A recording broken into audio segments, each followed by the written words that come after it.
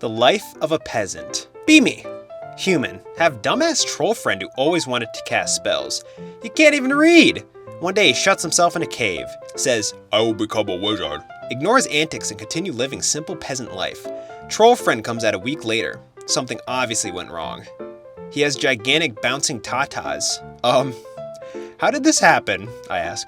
Troll friend laughs hysterically, yelling, Look, look! While spamming fireball spell. Immediately torches my peasant house, burns down in seconds. Thatch roof. No!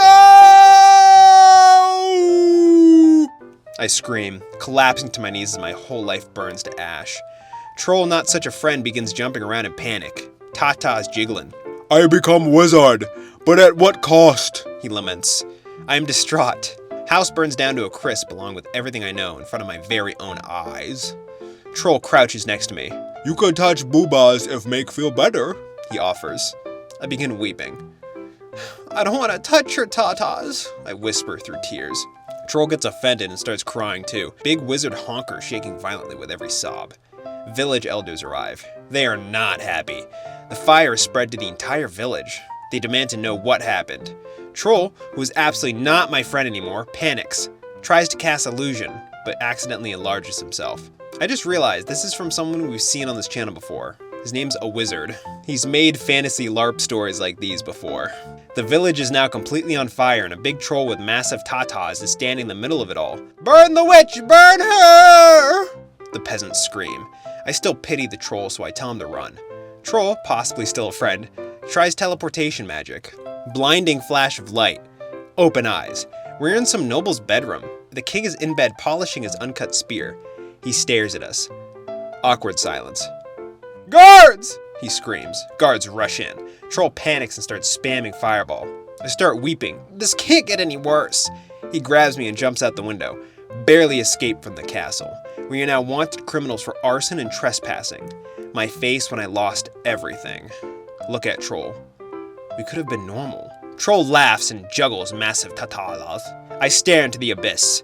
The abyss stares back. Be me. Human. Homeless, wanted criminal, ex-peasant. No house, no money, only a troll who I don't know a friend. Still haven't touched the boobas. Life is suffering. Oh, there's a voice file. Who'd this be? I'm gonna take a guess. It is Bug Boy. I feel like this is the start to like a standard tabletop RPG. Nope, I was wrong. It's the Rack Man. He's back! I think it's a little weird the troll just has giant boobs. You know, probably not what I would have picked. I think it'd have been cool just to be like a literal ogre mage. Like those are based. I don't know, there's a little weird shit going on in this story. It's just my fucking critique. Like, are you gonna continue on? Like, what happens now? Like, you're in a good spot to keep going. Riddle me this, Buttman, who was in Paris? Oh, don't say it. Rackman, don't say it. Don't you do it. Nick. God damn it! He's back with a vengeance! Oh my god, he got another voice file. Oh, a wizard replied to the Rackman. We're having some banter here. Thanks, man. I just enjoy making people laugh at my stories. Desu, lol. Despite using these stories as writing practice, I do want them to be decent one-offs. I do get a lot of comments from people on Reddit that they enjoy this type of story a lot, but I also get quite a few comments criticizing my way of ending stories, which is a bit out of nowhere and kind of destroys the point of the whole build-up. Don't get me wrong, I do like the criticism, and I have been trying to find a way to fix this issue in my writing. I just haven't really found a way to do that. And we got another reply with a voice file. It's probably the Rack Man coming back. Thanks, man. Hey, man. No problem. Anytime. Birds of a feather, man. I'm right there with you. I just like making people laugh, having a good time. And just, making bitches smile, dude. That's not like a female thing, but just in general. Just like tickling them a little bit. And like, oh, did I make you laugh? It's just did I make you laugh, you stupid bitch? Oh, are you smiling right now? It's like, it's fun. I think it's cool when you can also translate it into something that you can practice and like develop a skill with. I think that's even better. I do get a lot of comments from people on Reddit that they enjoy this type of story a lot. Yeah, probably. I don't go on there. I think it's gay that you do, but whatever. I guess I would really start to think about like consciously what you're creating. Like, are you just trying to create a funny joke? Like, are you trying to create a joke through creative writing? Which is fine.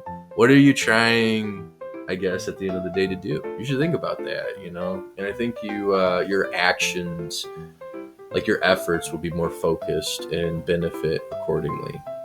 You know, just my 2 cents, I guess. That was a 4-minute log voice file that he left. Oh my god, there's 2 more. Oh, okay. You know what? We're doing it. So a wizard replied to that voice file number 2 from the Rackman. That is good advice. At the very least, I do want to get an attention out of my readers, regardless of what it is. When it comes to whether I want to write jokes or some full-fledged short stories, I generally think that a good joke hits best if it's hidden within a good plot. Some of my stories definitely manage to squeeze in enough build-up and enough character to actually end in a happy... to actually end in a way I'm happy with. Nevertheless, you are right that I do need to put more thought into the general structure. Maybe I'll do part 2 of this. I don't know. I will think about what a good ending actually means, as even after reading my well-received stories, I really can't tell what I'm doing differently. I mean, I think you're doing fine. It's entertaining for what it is. Now we got a reply to that. This is the 3rd voice file reply from the Rackman. I think most artists want that. And maybe I'm just talking out my ass, and, you know, if someone wants to jump in who's an artist, feel free. Yeah, I mean, there's so many ways to present a good joke or be funny, you know what I mean? Like, there's certainly wrong ways to go about it. But there's a lot of ways to do it right, or even do it remotely okay. I would just make the argument that instead of posting it on a place like Reddit where you have like mouth breathing, like golems, you should post it here strictly on R9K to spoil us, because we're worth it. Like, we're all worth it, you know, like, we're all cool. At least the retweets that comment on your story here, they'll be based retweets. So you should, you know, the feedback's going to be immensely better anyway. And you'll also be able to write stories with better or more interesting subject matter than maybe what's allowed on that or other sites that are equivalent to that. So, you know, I'll probably be around, and I'll let you know what I think.